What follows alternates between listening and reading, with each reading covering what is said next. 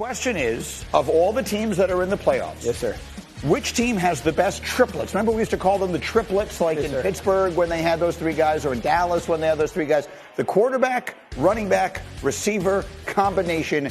Give me the top 5 in these playoffs. All right, so the Rams isn't in there. Stafford's not in there. For all you people who think I'm a Stafford homer, I wrestled not putting them in there, but he's not in there. Number 5 is going to be Minnesota. Sam Darnold, Aaron Jones, and Justin Jefferson. I know Sam Darnold's coming off of probably his worst game of the season, but he and Justin Jefferson have very much so been in kind of that MVP conversation this year. And Aaron Jones within this Kevin O'Connell offense is such a viable threat for their football team. They are a problem for defenses to constantly handle. Number 4, mixtape Baker Mayfield and the Tampa Bay Buccaneers.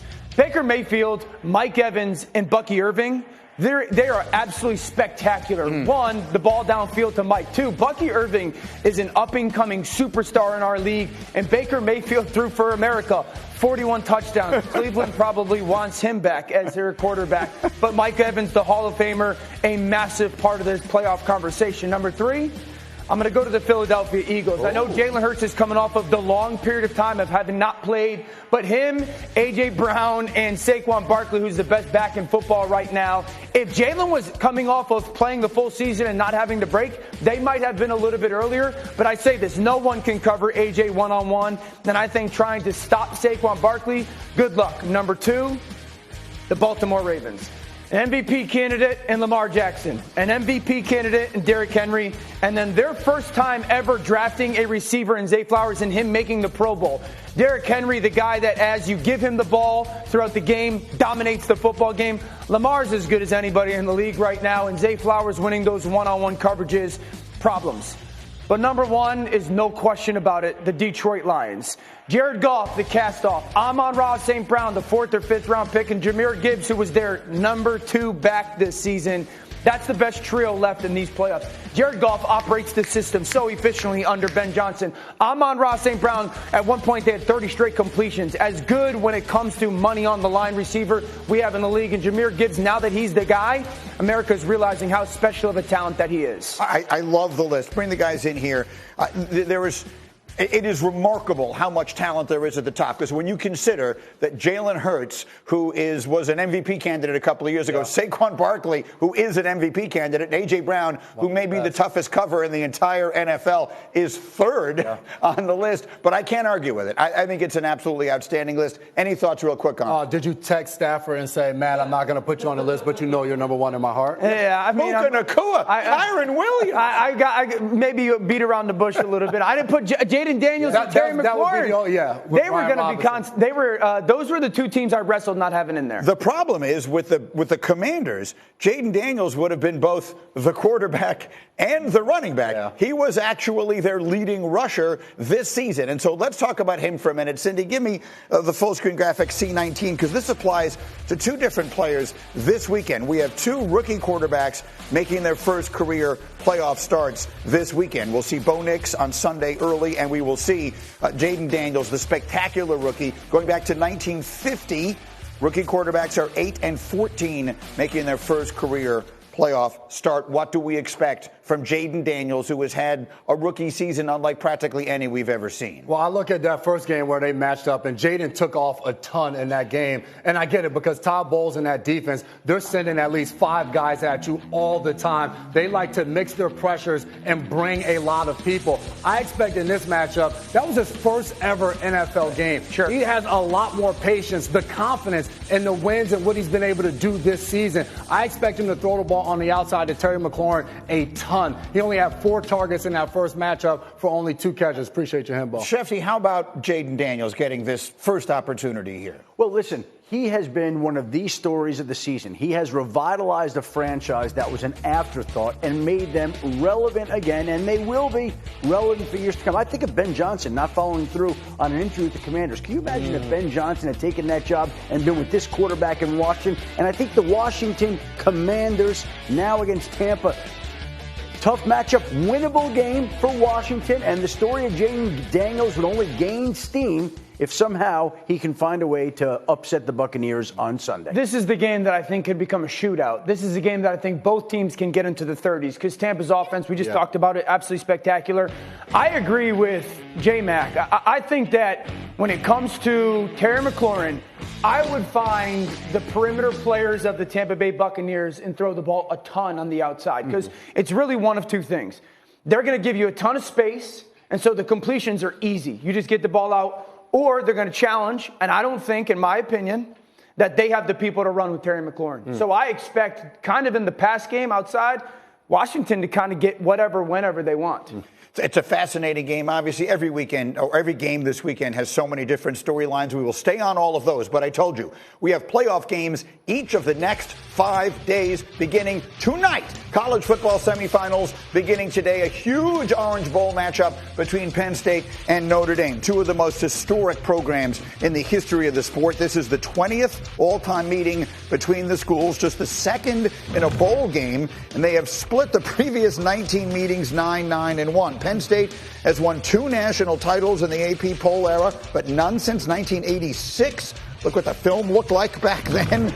They haven't appeared in a title game since the BCS era began in 98. And then, of course, on the other side, Notre Dame, 8 national titles. They haven't won one since 1988 with Lou Holtz. Only time the Irish played in the title game since then, 2012, when they were dominated by Alabama. So who wins tonight? It is anybody's game. Right now, our analytics give Notre Dame a 59% chance to win, while at ESPN Bet, Notre Dame is favored by 1.5. And both teams have well-known quarterbacks, certainly for those who follow the sport. So let me bring my quarterbacks in here on this one. Dan, I'll start with you. We've got Riley Leonard for Notre Dame. We have Drew Aller for Penn State. Which one do you think has the big night tonight? I think Drew Aller, because he's got Tyler Warren. You know, both of these quarterbacks are going against elite, fantastic, high-end defenses. I don't think there's a player left in this playoff that can do more for their NFL draft stock than Drew Aller can in the next, 12 days or so. I mean, he's had just this season that he started to surge a little bit, and they've started to allow him to throw the ball downfield. Tyler Warren's the best tight end in college football. He's going to see a ton of man coverage. I'll be fascinated to see what that matchup is tonight with Al Golden and Notre Dame's defense. But I think Aller has the opportunity to make some big plays down the field with his arm. For the record, Aller has said he is going back to school for another year, but that's not in, you don't write that in blood. So he has the opportunity. If he has a really big night tonight, he could vault into the top 10 and maybe even higher in the draft. How do you see this quarterback matchup tonight, EJ? It's got to start with Drew Aller, but I also think it's because Drew Aller can make the throws, and we've seen him do it. Yes. Right? With Riley Leonard, he's a very good quarterback running the football. Yes. And, of course, that's a big reason why they've won 12 games straight, why they're here at the semifinal playing in the Orange Bowl. But ultimately, the ability for Drew Aller on 3rd and 8, 3rd and 9 situations to still bail you out with his arm. Yeah. And especially you talk about this front 7 for Notre Dame. They're going to stop the run. You can still see Singleton and Allen, these running backs, get opportunities. But I just trust a little bit more in Drew Aller's prowess as a passer more so than I do Riley Leonard. So it's interesting because Notre Dame's got the best defense in college football in 3rd and obvious passing situations. I think teams are 7 of 78 converting 3rd and 8+ against them. Drew Aller's not even a top 50 quarterback in those situations. So who wins that matchup? I like Drew Aller's talent more. For some reason, I trust Riley Leonard more. I just trust him on 3rd and 3. But he's going to get 3 yards. He'll figure out a way to get that 6-yard run that breaks your back type of thing. All right, so EJ is on Penn State. Danny and I both like Notre Dame. That's tonight's game. The winner will play the winner of Texas and Ohio State. And we'll have a lot of time tomorrow to get into that matchup. I want Adam Schefter in here for this conversation. All right, give me Shefty, because, Brandon, thank you very much for bringing in the ceremonial Doing the heavy work there, baby. So why is there no red carpet rolled out with the red shirt? I bring everybody back. Sunday NFL Countdown.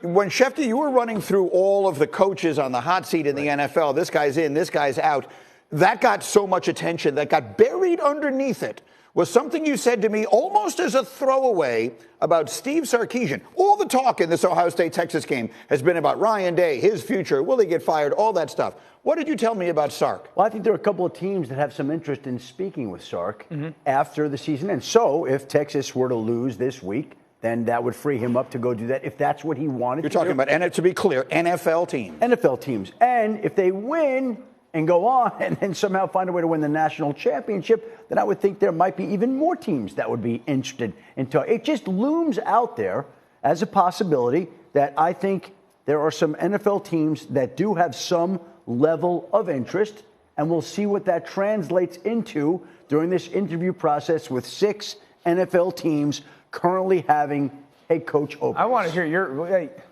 We can all get phone calls, but that don't mean you have to answer it. You know what I mean? You got Arch Manning waiting in the wings as well. And that's why I think, look, if you do get some calls from the NFL, look, Sark coached in the NFL. So naturally he'll get those things. But there's no way, guys, he's leaving Texas to coach an NFL team knowing that he has that quarterback. No way. No? So, I mean, if I was Sark. No way. And Jerry Jones called me and said, I want you to come coach the Cowboys, I'd be like, all right. Think about it. If I was Sark and the Chicago Bears called me and said, you get to come and develop, because that's the thing, too. I know he could develop quarterbacks. You get to go coach Caleb Williams. I'm listening to both those phone calls for sure. Listen to them, but you don't have the answer. You know what's interesting? We see all these teams. We see all these teams that are putting in requests for all these coaches. So Mike Vrabel's dance card is filling up, and Ben Johnson's dance card is filling up, and Aaron Glenn's dance card is filling up. We haven't heard the Dallas Cowboys call anybody. And they don't have a deal done with Mike McCarthy. So if they can't get a deal done with Mike McCarthy, which I do think they're interested in working out, then what is their backup plan? What is their backup plan? I've got it. I've got it for you. All right, I need to take a break. I'll come back. I'm going to tell you exactly what's going on here. I've put the pieces together. God. Okay, first off, the college football playoff semis tonight, Notre Dame, Penn State. What more could you possibly ask for? All the history, all the tradition. I haven't looked forward to a college football game since the Texas-USC Rose Bowl. Yeah, more than this one tonight. Oh, my God. Really? Wow. Absolutely. All the makings. And this is nostalgia. Ohio State and Texas. What more could you ask for? 7:30 Eastern, ESPN, both nights. Coming up, the D in Big D stands for denial. But all of a sudden, does it make sense? I think I can put the pieces of all these conversations together in Dallas next. Get up on ESPN. England, Shefty, what's the latest with the Patriots? Mike Vrabel returns to New England today, interviewing with the New England Patriots in person. Obviously, he is if not the favorite for that job, but the Patriots also are scheduled to speak virtually with Ben Johnson on Friday. They're trying to line up an interview with Aaron Glenn. We'll see whether that happens, but I think Vrabel remains if not the favorite. Meanwhile, in Chicago, the Chicago Bears were denied permission to talk to Mike McCarthy, but they cannot be denied permission to talk to Pete Carroll, who's interviewing today with the Chicago Bears. This is a job that he wants. After taking the year off, he's decided he wants to get back into coaching, and he's talking to the Bears today about how he could take a former USC quarterback as the former USC coach and help transform that organization. So you got Pete Carroll in Chicago, you got Mike Vrabel in New England, while questions continue to loom about Mike McCarthy in Dallas. Again, the Bears said you cannot talk to Mike McCarthy. Now, if you're the Dallas Cowboys and you're talking to Mike McCarthy and you're denying him the chance to talk to the Bears, then clearly you must have some interest in trying to work out a deal before he becomes a free agent. If they don't, then that would be a very petty move on their part to deny permission when he could talk to them next week. So clearly the Cowboys have some level of interest in working out a deal with Mike McCarthy. They've been talking, Mike McCarthy and Jerry Jones have. My understanding is a contract is not close at this point in time. But the Dallas Cowboys don't do anything very quickly. Dak Prescott signed his contract on the day that this season kicked off. CeeDee Lamb signed after all the other wide receivers at the end of the summer. And so this is a situation that looks like it'll go down to the wire to see whether Dallas and Mike McCarthy can figure out a solution to any differences they have, or whether Mike McCarthy does become a free agent and then does interview in Chicago and New Orleans and some of the other places that would have an interest in speaking with him. And to your point, he absolutely should be allowed to be doing that now. Jerry Jones, you called it petty. I called it mean-spirited, whatever the answer is. We've been trying to attach some logic to it, though, okay? And maybe that's dangerous. Maybe what is going on there defies logic. But you just gave me an idea. So the way this works with the Cowboys is the contract expired earlier this week, but the exclusive negotiating window doesn't expire till sometime next week, right? It's the 14th or something like that. So it's one day next week. You just mentioned Steve Sarkisian is a person of interest that some NFL teams might be interested in. Let me make this 100% clear for all of you who like to aggregate all the things that get said on these shows. Adam Schefter is not reporting this, okay? But I'm speculating, recklessly perhaps. The way this makes sense is if Jerry Jones has someone in mind that he wants to see if he can get, and if he can't get that person, he still wants Mike McCarthy. Well, what is this? What is the big thing that happens between now and January 14th? Steve Sarkisian's season might end, and he might get the opportunity to have that conversation before the exclusive window. I want to come back to this. We see all these teams submitting requests for all these candidates. All these candidates are talking to all these teams. To the best of my knowledge, Dallas has not requested an interview with any one of these candidates. So I guess Dallas could always jump into the head coaching search next week if something doesn't get done with Mike McCarthy and find the candidate that they want. But they're already falling behind these other teams in the search for a new coach if that's the direction they go. So what are they doing? There has to be a plan here. Right. They're not just doing this willy-nilly and flying by the seat of their pants. So I think plan A is to get that deal done with Mike McCarthy.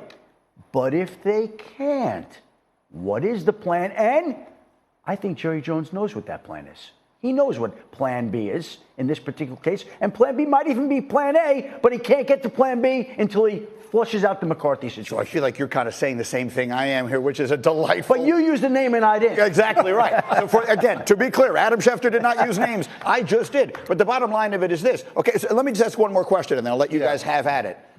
What does it mean making a deal with Mike McCarthy? What are we talking about? He's been the coach there the last 5 years. Are we literally just talking about haggling over the money? The decision, he's decided he wants him back at this price, but he doesn't want him back at this price? Well, I think is that what we're talking about? about? The length of the contract, how it would work, whatever issues that each side have to flush out. But again, you've had all this time. It shouldn't be that hard to figure out for the two sides. Oof. There's a theory called Occam's razor, which is at the most. I totally know what that is. The most likely. Let him do it. What is it? Go ahead and tell everyone what it is. You just said you know what. What is Occam's razor? You guys think I have any chance? Okay, Occam's razor is basically the concept that in any circumstance, the most likely explanation is usually the explanation. That's Occam's razor. And so the most likely explanation is he has another idea. Jerry Jones has someone else in mind that he wants to hire. And for whatever reason, he hasn't been able to do it yet. And this is one place, this is one circumstance that at least it makes a little bit of sense. It is interesting to speculate about. Orlovsky, go. Yeah, I have said that I think many teams in the NFL are going to want to talk to some of the college football coaches in the college football playoff that are left if they lose. I don't think it's just Sark. I think teams in the Cowboys could want to talk to Ryan Day. I think they could want to talk to Marcus Freeman. I think that the way that the NFL is going is trending a little bit towards the younger coach. And so my thing would be with Dallas. You may not want Mike McCarthy to be your future head coach or whatnot. Just do him right as a human being, as a man, as a leader who's given a lot to the NFL. So it's either you want Mike McCarthy to be your future head coach, and that's easy to get it done. If we're being honest, it's the Cowboys. Or you don't, or you're interested in someone else. And if that's the case, then let him go interview for other jobs, specifically the Chicago Bears. Well, we think that they should, but they're not. And so that's what we're trying to do is figure out a reason why they're not. And I would argue to your point of just do right by him. Already they haven't done that because to your point, Shefty, if this is plan A, that Mike McCarthy is back as your head coach, why do you want to take that down to the wire? We already spent an entire offseason last year speculating, well, are you going to let him go into the last year of his deal without giving him a contract? You didn't. Now the season is over. What else is there to evaluate? Yeah. If you want him back, go ahead and sign him to an extension and let him be your head coach. I would argue that we've spent more time on this show debating what's happening at the Dallas Cowboys quarterback position, how they're handling the Dak Prescott situation, the future of Jason Garrett, the future of Mike McCarthy, what are they doing with Mike McCarthy, than any other quarterback head coach combination. Sure.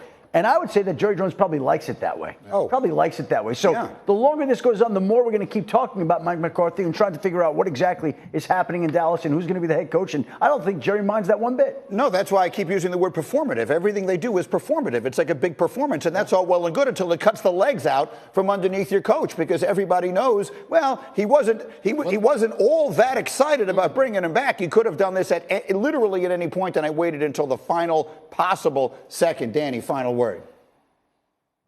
If I were the Cowboys and Steve Sarkisian lost, I would want to talk to Steve Sarkisian. I thought you were going to talk about the Occam's razor. That's exactly what I thought. Why is it called a razor? I was waiting for you to. Dan can use a razor, and you might as well use the Occam razor to get it done. But why is it called a razor? I can't explain this to you, Dan. I can merely tell you. It's a theory that's called a razor? It's a fairly well-known principle. I don't. I was such a bad student. I don't know the history of it, but that's the difference between a UConn education and a Northwestern education. That's not. That's like 4 times today. My freshman year GPA was a .67, and I rocked it proudly. 0.67? 0.67, FFFB. And you were still eligible? Okay, anyway, let's talk about Tahina Pow Pow at number 2, South Carolina, highlighting our next ESPN2 featured women's basketball matchup as they host Texas A&M today at 5 o'clock Eastern. Coming up, huge development in Philly.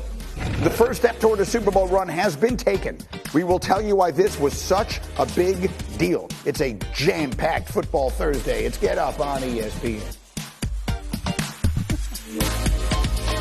The bold Louisiana. We'd like to congratulate our friend Jeff Darlington, who won ESPN's prestigious War Room Fantasy League and tweeted out a picture of the trophy, writing on it, next year, Adam Schefter, next year. And by the way, Jeff then went on SportsCenter yesterday and replaced his Emmy on his shelf with the fantasy trophy. And knowing full well that I have neither in my 35 years in the business. Neither.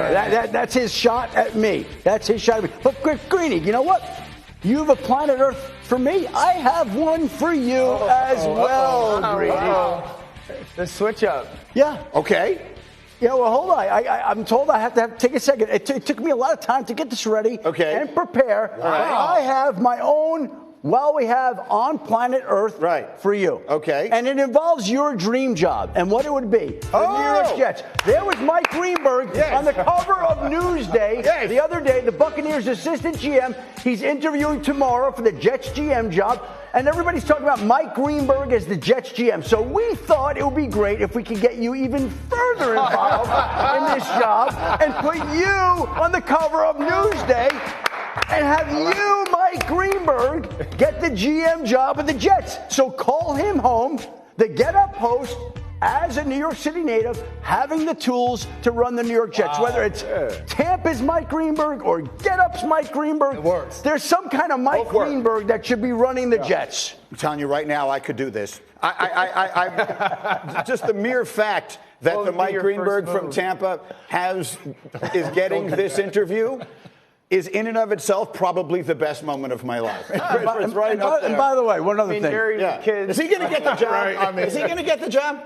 Mike Greenberg, one of them, has a chance to get the New York Jets GM job. Wait, hold on. I want this aggregated. I want you to look into that camera and just say Mike Greenberg has a good chance to get the general manager job of the Jets. Mike Greenberg has a chance to get the new general manager's job of the New York Jets. We're not going to tell you which Mike Greenberg is, but there is a Mike Greenberg. Aggregate that. I just want to read that. I just want that. On whatever these sites are, I want people saying I'm getting this. And you know what I want? Yeah. Screw Jeff Darlington. Fair enough. I've got this for you. I know you don't have an Emmy, but we do have the Salty Chef for you here. Salty Shefty. We will leave for you there. Okay. Extra salty today. With that, we are live from the Seaport. We're brought to you by Grey Goose. And listen, we have, if you like playoff football, then boy, have we got a treat for you. It starts tonight. 5 consecutive days of playoff football. It begins tonight. Notre Dame and Penn State kick off the CFP semis. That's at 7:30 Eastern on ESPN. Winner plays the winner of Texas-Ohio State, which is tomorrow, 7:30 Eastern on ESPN. And then, of course, we've got the loaded playoff slate, which begins with the Chargers and Texans on Saturday and ends Monday night with the Vikings and Rams in a game you will see on ESPN and ABC. I've got big NFL news to get to, but quickly, we got tonight's game, and we'll have more time to dive more deeply into it. But we've got Dan and EJ here. Penn State, Notre Dame. EJ, give me a quickie.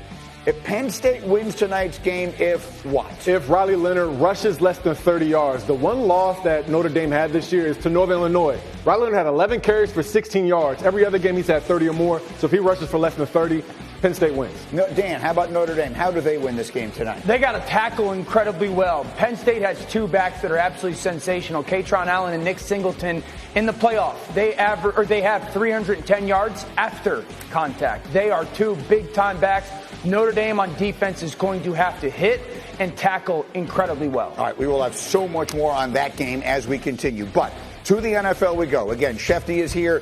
Shefty, let's you go to your specialty. Let's run the hurry up. We got big injury news in these playoffs. Start in Baltimore. Zay Flowers, for another day, he did not practice, and that means going into today, he has not practiced this week, which tells you that he doesn't stand a very good chance of playing on Saturday night against the Pittsburgh Steelers. We'll see if there's a way he can turn it around today. I don't believe this is any type of long-term injury, and if the Ravens were able to win on Saturday night, then I think there's a real chance that Zay Flowers would be back for the divisional playoff round. But right now, it sounds unlikely that he's going to be ready for the Saturday night wild card matchup against the Pittsburgh Steelers. Meanwhile, as for the Green Bay Packers quarterback, Jordan Love has been dealing with an elbow injury that has affected his hand and his throwing motion.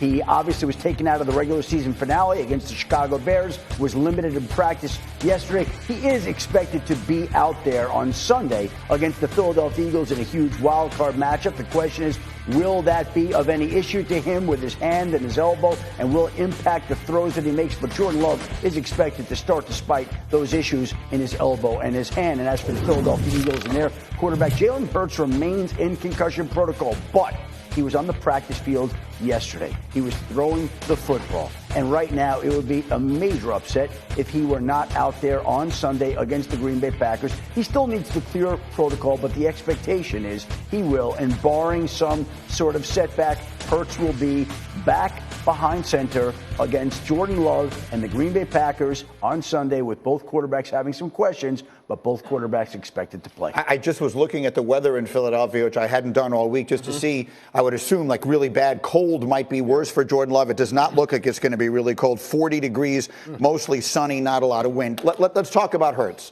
Okay, because to me, this is what I meant when I said one of the hugest developments that could happen. He's been in the concussion protocol, but I don't know that even the most astute football fans really fully understand the way the concussion protocol works. But you have to go through 5 steps, and if at any point you fail one of them, you go all the way back to the beginning. Yep. His being on the practice field yesterday is critically important. It means he is minimum step 3 and maybe step 4. If he wakes up this morning without a recurrence of symptoms, then he is a go. Then he's going to be able to play. The question is, does it impact how they call the game? If you've got a quarterback coming off a concussion and you need to win 4 games to win a Super Bowl, and maybe the thing he does best is run with the ball, especially when you need it on 4th and 1, are you running all that stuff with him coming off a concussion? Not unless I have to win the game this coming weekend. I want to do everything I can if I'm Philadelphia to win this football game with players like Saquon Barkley carrying it and A.J. Brown having it in his hands and Devontae Smith. I'm not going to run Jalen Hurts intentionally until I have to. If it gets into that fourth quarter situation and we need a first down to go salt the game away, or we need to get a first down to get in field goal range to win the game, then I can do it. But I'm not starting the football game that way. I want to make sure that I keep him as clean and as safe as possible. So if you're a defender and your suspicion is that's the way they're going to be looking at this game, what does it mean? How does that change the way you can go about defending Saquon Barkley in particular? Well, you commit more to Saquon. And when I say that, when they're in the gun and Saquon is standing next to Jalen Hurts and he gets the ball and he puts it out there, for a defense, that option is tough because you may have 2 guys coming off that side and somebody has to commit to try to stopping Jalen Hurts just in the event that he holds on to the ball. If you know he's not going to become a threat or a ball carrier, you're now diving down and committing to getting Saquon Barkley on the ground. It's almost what Pittsburgh does versus Lamar Jackson. Exactly. When we saw that last game where Derrick Henry's going off, but every time Lamar hands it off to him, there's T.J. Watt is standing in his face because they're making sure Lamar has to give the ball and not hold on to it. For the Packers defense, if he's not going to take it, we can all just crash down and commit to Saquon. So if I'm Jalen in that situation, and even for Kellen Moore, have that discussion and say, look, if you do pull it on a zone read, slide. Like, we only need 3 or 4 yards. That's still going to cause the defense to respect me as a rusher. Yeah. Because like you said, if you know he's not going to run the football, of course, Saquon Barkley's a 2,000-yard back. You know this guy's going to get the rock. So Jalen Hurts, that actually might work in their benefit. How about the tush push? Because that is such an enormous part of what they do. It's one of the most unstoppable things we've ever seen in the league, called 1st and 9. Are we running that? Yeah, I am. I don't think the tush push is that big a deal because it's such a condensed space. I mean, a lot of times he gets so low. And you're not taking big hits because most of those guys have within 2 yards of the line of scrimmage. So it, for me, would be more the hit that he actually got injured on is when there's that space and you're covering ground from there. The tush push doesn't concern me as much as it is. Really? Yeah. That looks like a force field. It looks like just his body is being thrown everywhere. But there's not this. There's not that running bang on your head either. I agree. Okay. But let me add this. So Himbo gave me this stat. So the Packers rush defense outside the tackles, when you have outside the tackle runs, they're third in the league, which is amazing. Inside the tackles, between the tackles, 24th in the league. Yeah. So it just means run the football up the gut with Saquon Barkley. You take the equation now away from Jalen Hurts having to be that guy to run up the middle. Cindy, you can put the picks up on the screen. This is the absolute kiss of death for the Eagles because everyone here likes Philly to win the game, which means, as I've said a million times, whenever everyone thinks something is going to happen, it never goes that way. Yeah, listen, if Philadelphia can't beat Green Bay without their number one vertical threat and a quarterback who's got a little bit of a dinged up elbow, you're not nearly as good as we thought you were. Well, that's what I wanted to ask you two guys. I've got two quarterbacks sitting here. So he's got an elbow. We saw, all of us can see him doing that. I think everyone in the world, you don't have to have been a football player to know what that feels like, right? You got the little tingling in the finger. Yeah.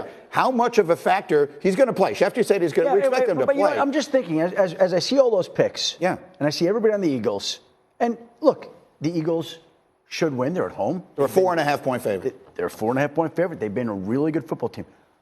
I'm curious. Last year, the Green Bay Packers, in a similar spot, played another NFC East team on the road and crushed them. They beat him. Yeah, we saw that coming. That was like 100-8. We saw that coming. Yeah. Oh yeah. Hembo was Hembo over there. What was the line on that game? If someone find out what were the Cowboys favored in that game against the Packers? That's the betting line. Oh, I would bet more. I would bet more. Go ahead.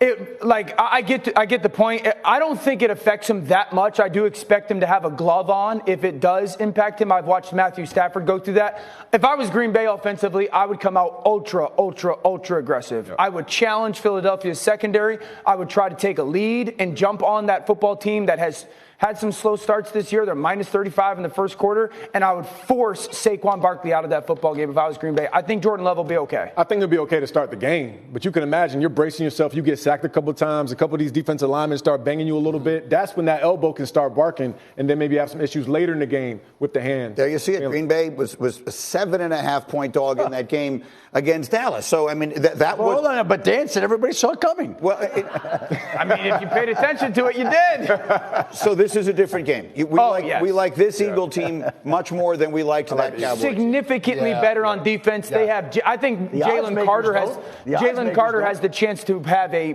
massive impact on this football game. Green Bay's really good. Their run game is sensational, and they're a very good offense. The Watson stuff's a big deal for me. All right, we're just getting rolling here. We got much more playoff football to get to. If you think the Steelers have no chance, we will tell you why you are wrong. Dan has the one way Pittsburgh could shock the world on Saturday night. Plus, Josh Allen. Does he need to be Superman for the Bills to win on Sunday? Could this wild card matchup produce the wildest result of the week? We're talking about that next. You're watching Get Up on ESPN. More zone defense than the Tampa Bay Buccaneers, about 72% of the time. Jaden Daniels versus zone defense completes about 76% of his passes. I think he is going to be so completion-driven, he will flirt with completing just about 80% of his passes this coming weekend. That no-huddle offense, he will spit the ball out of his hands, get consistent completions. They will drive the length of the field and have success against the Tampa Bay defense that is not the one of years past. Number 2, Josh Allen. Ball placement versus man coverage will be paramount. This is a defense in Denver that wants to play man. Yes. They're very good at playing man. The number one thing for a quarterback against man coverage, throwing the ball, is you got to place it perfectly away from a defender, whether it's on the right shoulder or left, high and away from where that defender might be reaching. That is going to be the biggest challenge for Josh Allen against elite coverage from Denver's secondary, led by Patrick Surtain. Lamar Jackson, stay on schedule. If they stay on schedule offensively, and he does as a quarterback, this offense is essentially unstoppable. The only way that they get themselves into trouble is when Derrick Henry has to come off the field on some second and longs or third and longs because of penalties or TFLs or missed opportunities, and then they become way more predictable and less dangerous as an offense. As long as Lamar stays on schedule with his offense, it's a absolute bear to stop. Well, look, there were two factors, obviously all outstanding. Two factors in this game from a Lamar Jackson standpoint that would not seem to favor him. One of them, as Shefty told us, Zay Flowers, it feels unlikely that he plays. That's obviously a big loss. Second, the reality is the Steelers have had his number. We could sit here and have a debate. Let me rephrase that. We wouldn't have a debate over which is the better team. The Ravens are a better team than the Steelers. It's not even close. They're a 9-point favorite, and there isn't any argument that they're a better team. But styles make fights. And for whatever reason, that Steeler defense has always had Lamar's number. They beat him this year in a game in which they didn't score a touchdown. And then that second game, you think back to it on a Saturday, whatever it was, 3 weeks ago. They were right there to win that game. So for whatever reason, this matchup has not been kind to Lamar Jackson. Yeah, I think the Steelers get Lamar to play in a way where he tries to prove things at times, and then he gets out of his own comfort zone. When Lamar plays free, almost in, this is in many Ravens words, like he's, on the playground, he's arguably the best player in football. And so I think that's got to be that mindset for him is just go be you, just go play to the style that we are so accustomed to, and they should have no issue. And I look at the last matchup when you talk about the way they play him, and they started that game off. The first play of the game was a handoff to Derrick Henry. He picked up about 8 yards. It was 5 yards before anybody touched him. And to me, when you talk about stay on schedule and simmer him down and not make you feel like you have to do everything,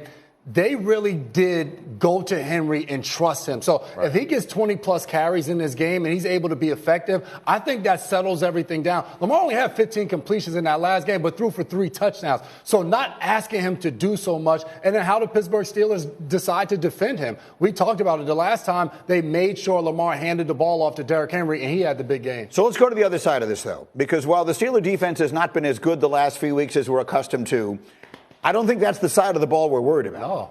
Dan, their offense has cratered, right? It's a very bad first down offense. I mean, their yards per play on first down are the worst in the NFL. Their efficiency, obviously, is the worst in the NFL. And the quarterback performance is third worst in the NFL. They try to run it. They often go run, pass. Their offensive line does not get to the second level consistently enough. And if the pass game is only George Pickens one-on-one, I'll throw a go ball, teams don't give it to him anymore. I would play Justin Fields on first downs. I would really try to get better first down situations because the last thing I want to do is get into third and obvious. They get into third and obvious against Zach Orr, who's the defensive coordinator against Baltimore. The simulated pressures are coming. And the two things that does against Pittsburgh is, one, their offensive line is not good enough to pass protect against some of these one-on-ones or these stunts. And number two, they're oftentimes only getting 3 or 4 people out into their pass routes.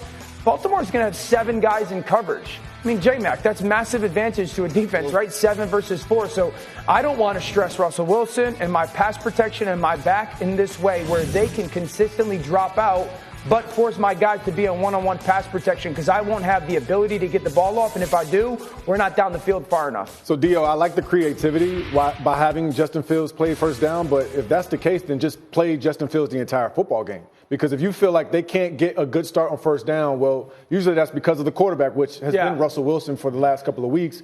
But I would assume if that's the plan, you take Justin Fields in there, you give him some opportunities to run the football. I don't think you go into a playoff game against your rival, all right, with packages for this quarterback. You got to either let him play the full game, because then Russell doesn't have a rhythm. You try to put Justin in for first down, second and third down, now you expect me as Russell Wilson to come in and get us out of a bind? That's what I thought. I understand your point. It's win or go home. I think the reality is when I have Russell Wilson on the field, my run game is lesser and my pass protection is lesser. But my pass game has more precision. Right. Okay? When I have Justin Fields on the field, my run game is better. He masks some of our deficiencies in pass protection, but our pass game is lesser. And I think that's the battle that they have to kind of wrestle in Pittsburgh is if I know that they're bad on first down, they know they're bad on first down. If I know it's really only George in the pass game, so does Baltimore. And so I understand it, but I'm trying to win a game, you know? The only way the Steelers win this game is they have to create turnovers on defense. Even when Justin Fields was in the game, they weren't putting up 30 points. He was able to run the ball a little bit better, but they're scoring 20 points or less a game. So the only way they're able to keep up with, they're going to have to flip the field with turnovers, maybe even score on defense. That's the only way they're going to be able to keep up with Baltimore as far as scoring points. And I go back to that last time they played 3 weeks ago. Pittsburgh actually was in position to win that game until Russell Wilson fumbled near the goal line. The Steelers are going in. If they go in there, it's a different game. There's not a 4-game losing streak. Pittsburgh now has momentum, but Baltimore hit them, knocked the ball loose, recovered, and the game was lost. And momentum was changed. The division was won. There was a lot on that one play. But if you take away that one play and reverse it, I know it's one play, Pittsburgh was right there with I'll also take you back to November 17th, and that's why these playoff games that are divisional games are so unique because there's all this history. They played on November 17th. The Steelers won that game without scoring a touchdown. They kicked 6 field goals. You are not beating Lamar in this offense with field goals. You're not. That was the one time it happened. That is an aberration. This team at home, the way that they're clicking offensively, I know Zay Flowers being out does matter. It does. You're not beating them with field goals. You're going to have to score touchdowns to go on the road and beat this football team. Cindy, put the picks up. Put the pick. Here we go again. I mean, everybody here is on Philadelphia. Everybody here is on Baltimore. I feel good about them, though. Yeah, both teams. So does everybody, which is why it doesn't happen. I got a random question. Who is the one team this weekend in the wild card round that is most likely to pull the upset? Because there's usually an upset from wild card weekend. Denver. Really? Denver's the one that, since it's come out, that scared me. Against the Bills? Nah. I like it to be a good game. I don't. Who's the upset? Give me an upset. I don't have. Shefty asked a question. I say the Chargers are the lesser technically seed, the Chargers are not. The Chargers are favored. I don't see that. I say the Commanders. Oh, I like that one. I say the Commanders because of partly what you said, the ability to get completions by Jaden Daniels. And then also, Bucks blitz like crazy. They're third in the league. They blitz 36% of the time. Against the blitz, Jaden Daniels second in the league as far as getting the ball off. Yes, crazy stats. So I don't know the stats, but off the top of my head, we usually get through wild card weekend, and there usually seems to be one game that surprises you. So chances are, I'm going to guess, that there's going to be one game where we say, wow, we didn't see that guy. I know Dan saw the Green Bay Packers last year all along over the Dallas Cowboys, despite the fact that the Cowboys were 7.5-point favorites. But I still think this would be a catastrophe. For the record, there are 2 road favorites this weekend in these playoffs, the Chargers and the Vikings. Coming up, Wild Card Weekend has given us some wild moments. I'm going to give you the top 5 Wild Card Weekend moments ever next. Round in the National Football League dates back to 1978. And so for today's green list, I have the top 5 moments ever created during Wild Card Weekend in the NFL. At number 5, we're going to 1998. They call this the Catch Part 2. Oh, yeah. This is the moment where Terrell Owens became T.O. 8 seconds left. The Niners beat the Packers, who had been in the previous 2 Super Bowls. Steve Young to T.O. Niners win the game 30-27. What a throwing catch. What a throwing catch. Remember T.O. crying after it was over? Yeah. Number 4, you're going to remember also what also has a name, the Beast Quake. Go ahead, guys. You take me through Marshawn Lynch. To be a DB on the field right now, there's Jabari Greer, they're all trade. Like, he's just tossing them like the little piss ants. And then the end of it, and you got Holman and right there dives in that play. Massive upset? Was that a massive upset? An enormous upset, and Seattle won. That was a great moment for Seattle. Number 3, not such a good moment for Seattle. Or for our former colleague and friend Matthew Hasselbeck. Overtime coin flip. Hey, Seattle has won the toss. We won the ball, we're going to score. We want the ball, and we're going to score. I like it, Ash. Well, unfortunately, he then promptly threw a pick 6 to Al Harris. And that's how overtime ended, and poor Matthew was diving at his feet at the very end. Hey, Hasselbeck, I'm not laughing at your expense. I'm not doing it. That's a bad moment. All right, number 2 is one of the most famous games in football history. This is the comeback.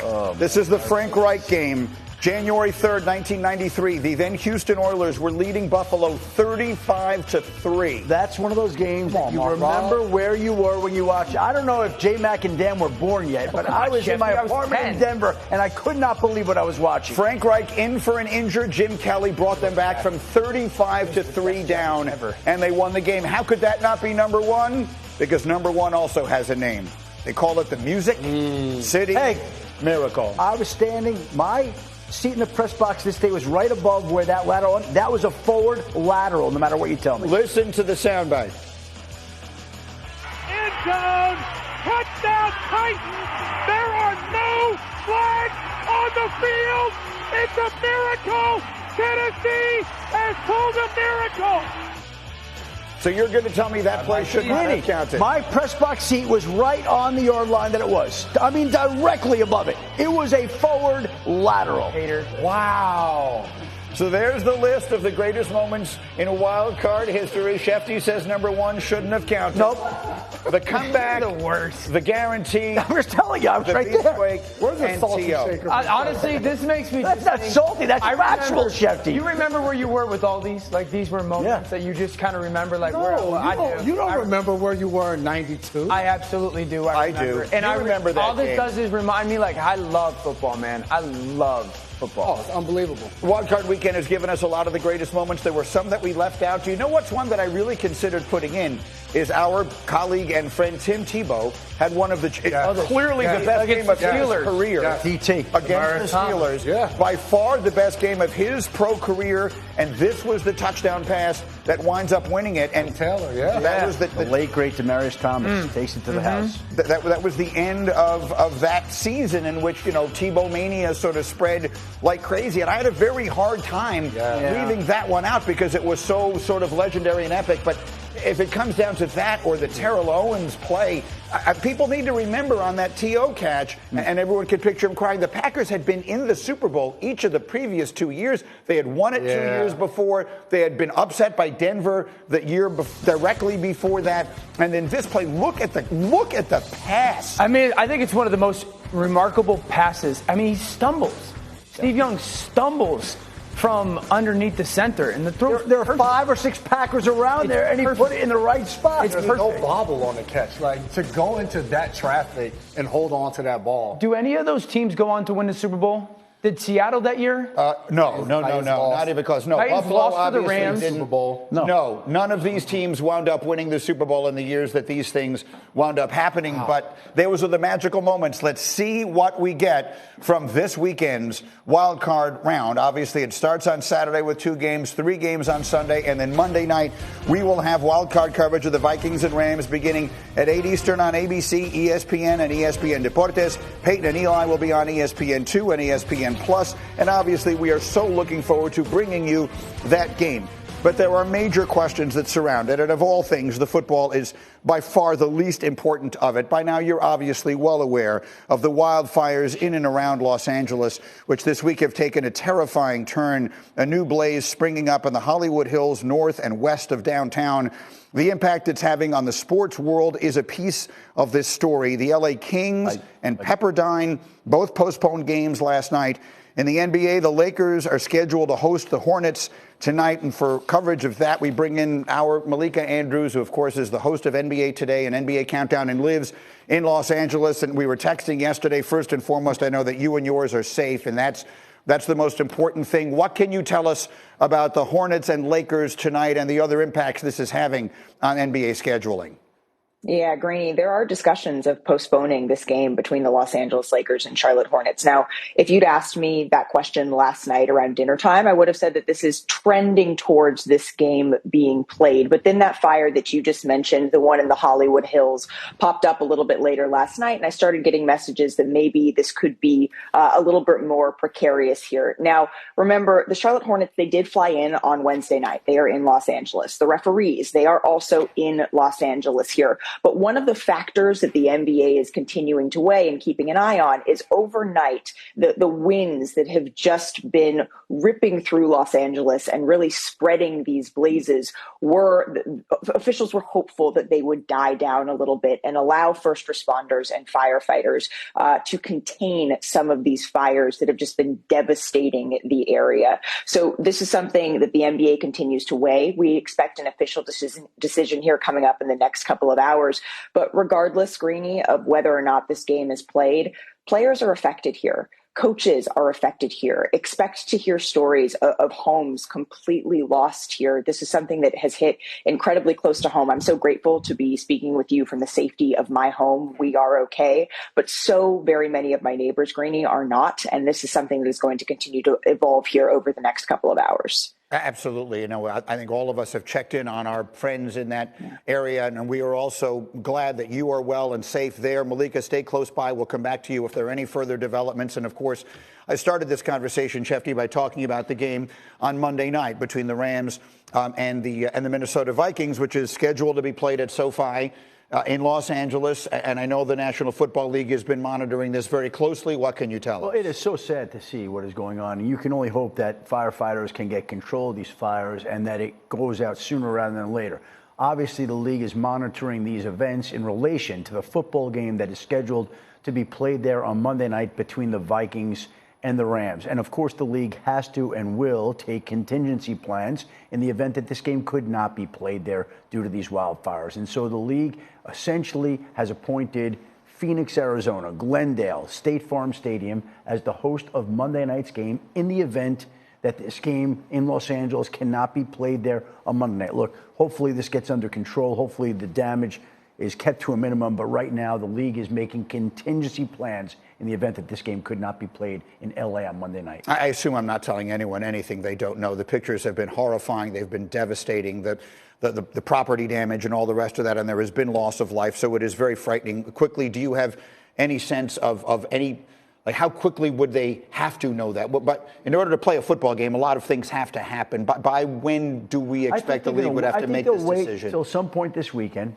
And as it was told to me yesterday, the way it was described, the game is going to be played in Los Angeles as of now. That's how it was described to me, as of now. Yeah, and of course that remains subject to change. If there are any further developments on any of it, we will keep you posted here. Our thoughts are with everybody in Southern California right now. In the meantime, we do the best we can to entertain everybody else and talking about football here. And the Cowboys, obviously a big part of the story today. The D and Big D standing for denial. Jerry says no to Mike McCarthy. Does it make sense? We're talking about that next. Plus, of course, tonight kicks off a Final Four unlike any we've ever seen before. College football with so much history on the line. We'll get you ready as we continue in just a moment. You're watching Get Up on ESPN. So this is pickleball? Pickle! Oh, these guys are intense. With E-Trade from Morgan Stanley, we're ready for whatever gets served up. Your next win is the Orange Bowl tonight. Penn State and Notre Dame, two of the most historic programs all time. This is their 20th meeting, just the second ever in a bowl game. They have split the previous 19 meetings, 9, and 1. So that is the history here. The tie will be broken one way or another. Penn State's won 2 national titles in the AP era, none since '86. In fact, they've never appeared in a national championship game going back to the beginning of the BCS era, which is going back to 1998. Meanwhile, Notre Dame has won 8 national championships, but it's been a while. 1988 with Lou Holtz is the last time.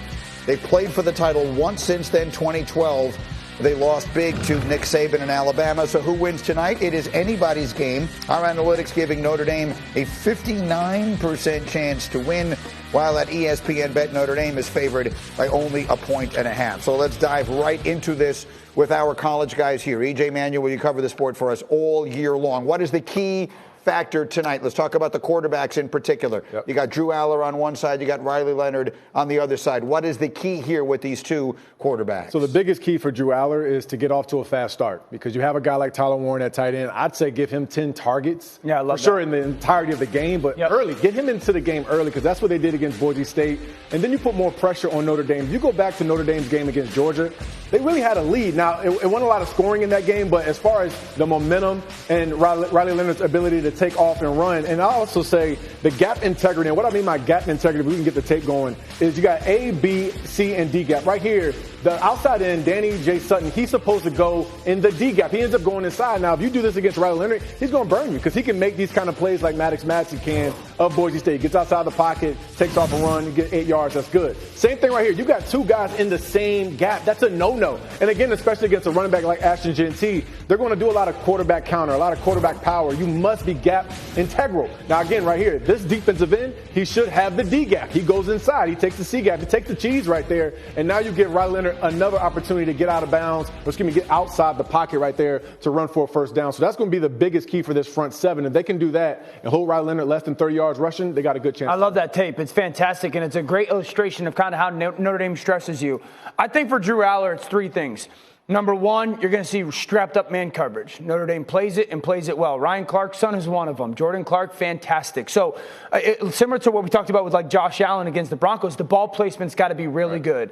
I think the second thing is on third down. I mean, he has not been a high-level quarterback on third down this year. Notre Dame's defense on third down, it's as good as it gets. Remember talking last week, Notre Dame versus Georgia and Gunnar Stockton. Al Golden, the defensive coordinator for Notre Dame, he is going to put this offense in a blender when it comes to what they're trying to see. I think the third thing that's paramount is this. Drew Aller, is really good valuing the ball. Yep. He's a little bit too protective of the football, in my opinion. He doesn't throw a lot of interceptions. Notre Dame thrives off of turnovers because they take them and they turn them into points. 148 points scored off turnovers. He's got to do a great job with that again as well. I'll remind everyone that Penn State, and we see the picks here, Penn State has a 2-day advantage in rest to whatever degree that is a factor here. They played on New Year's Eve. Notre Dame's game was supposed to be January 1st. Right. We all remember the tragedy that took place in New Orleans that postponed that game by 1 day, but they do have a full week. As I get to the second game, oh, look at this. Look at this nice service. We've got Shefty being with a little Uber. Thank you very much there. As we get Shefty in. For tomorrow night's game, Texas and Ohio State, we'll have plenty of time to preview that game for you tomorrow. All the conversation when it comes to the coaches has been about Ryan Day, right? Ryan Day's name has probably been the most spoken name of anyone in college football going back to the day they lost to your alma mater in Michigan.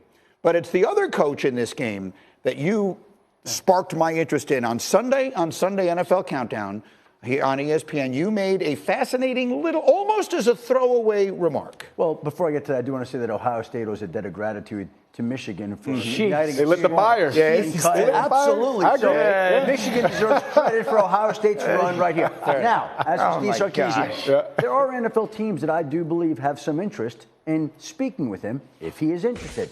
And we'll see how tonight plays out, or tomorrow night. And if Texas were to lose, I would think that there may be a call or two that's placed to Texas, to Steve Sarkisian, to see if he would be interested in interviewing for an NFL head coaching job. If Texas wins and they go the distance, well, maybe he becomes even more valuable, especially if they win a national championship. Either way, I do think that there'll be a call or two that's made to see whether or not he's interested in interviewing for one of these head coaching jobs. The national title game is a week from Monday, the 20th, and remind everybody who he has, for lack of a better word, in the bullpen. If he were to leave, what he'd be leaving behind. He'd be leaving behind Arch Manning, who really the Texas fans have been calling for him to play the entire year. But Shefty, I respect it, I hear it, but I don't buy it. I think ultimately Sark is going to have too many resources there at Texas. You're already in the top of the SEC. In your first year also in the SEC, you had a ton of success. And like I said, you got that incumbent quarterback in Arch. I think the future's bright really in Austin. To be clear, teams calling him doesn't necessarily mean he has to want it. What Shefty is telling you is there may be teams that could find themselves interested. Your thoughts? I love Sark and Ryan Day as potential NFL candidates. Remind me, they both have NFL background as well, right? Sark was with the Atlanta Falcons, and then Ryan Day, I believe, was with the San Francisco 49ers. So I really like both of those guys. If I was Steve Sarkisian, and whether I go on or win it or not, I think the real question would become, if the Dallas Cowboys came and offered me the job, do I want to go work for Jerry Jones, which we know comes with the lot, or do I want to continue to deal with the NIL world and the ever-changing world of college sports? Yeah. And if the Chicago Bears call, do I want to stay at Texas and deal with what I just talked about, or do I want to go to Chicago that's got a new stadium coming? I get to go attach myself to the development of a super young and unbelievably talented quarterback. That's a very appealing situation. I have another one. Can we wheel in J-Mac, please? Look at this. Look at the service. Full service that you get here. What's up, bud? Come on in, J-Mac. I've got another one. My left looks different now. The Bears have an opening. A lot of teams have an opening. Yeah. You know who sort of has an opening?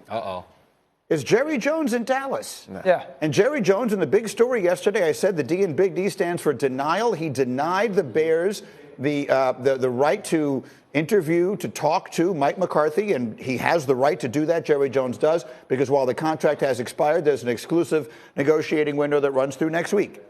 Is there a reason why Jerry Jones is doing this? Does it make sense beyond the mean-spiritedness of it? The reason it would make sense is if he's trying to have his cake and eat it too, which is to say there's someone he's interested in, that's someone that he might be able to figure this thing out between now and January 14th. And if he can't make it work with that person, then he wants Mike McCarthy back. That person could be Steve Sarkisian. Again, please, for those who Adam Schefter is not reporting this. I'm not suggesting. I'm just saying that's one of the things that would make some sense to me as we sit around and think to ourselves, why is he not giving Mike McCarthy permission to go talk to him? I would say both parties should be interested in that marriage. The Cowboys and Sarkisian. If the Cowboys should be interested in Steve Sarkisian, and Steve Sarkisian should be interested in the NFL, but certainly the Cowboys and the Bears. But yes. I mean, it makes sense from the sense we keep seeing every day Schefter's tweeting that there's an interview request here. This team just interviewed that guy. We haven't seen any of that from the Dallas Cowboys. So if you're not going to bring Mike McCarthy back,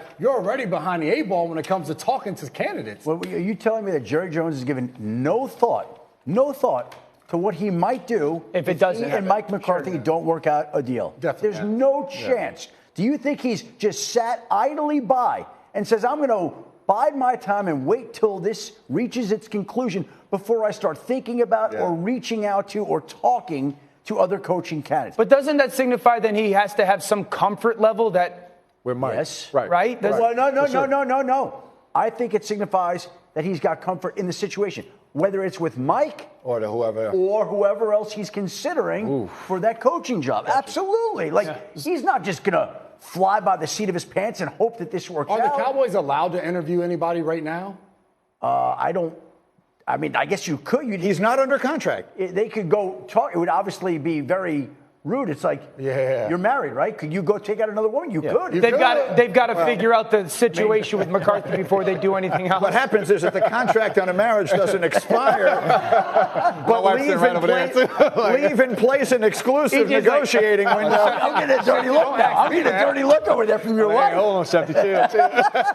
EJ brought his wife up to the show today. This is going to create a very uncomfortable moment on the ride home. But I think so. The point is, look, behind the scenes, you know this stuff way better than I do, the way the sausage gets made. Conversations happen, right? People are sending out signals to whoever it may be. I don't know who. I don't mean them specifically. Listen, I don't know who Jerry Jones spoke to, but I think it would be naive to think that he hasn't thought about and acted upon something in the event that Mike McCarthy doesn't get a new contract extension. That's all. This is going to be a fascinating one to watch. In the meantime, you like Notre Dame tonight. I like Penn State tonight. Yep. We'll see what happens. All the action Defensive comes your battle. way. 7:30 Eastern, and then tomorrow it's Ohio State and Texas. It's an awfully good Final Four we have for you, and all the action is tonight and tomorrow right here on ESPN. Meanwhile, the action continues with First Take next. Who has more on the line Saturday? Is it Russ or is it Lamar? Plus, did we sound the alarm on the Bucks?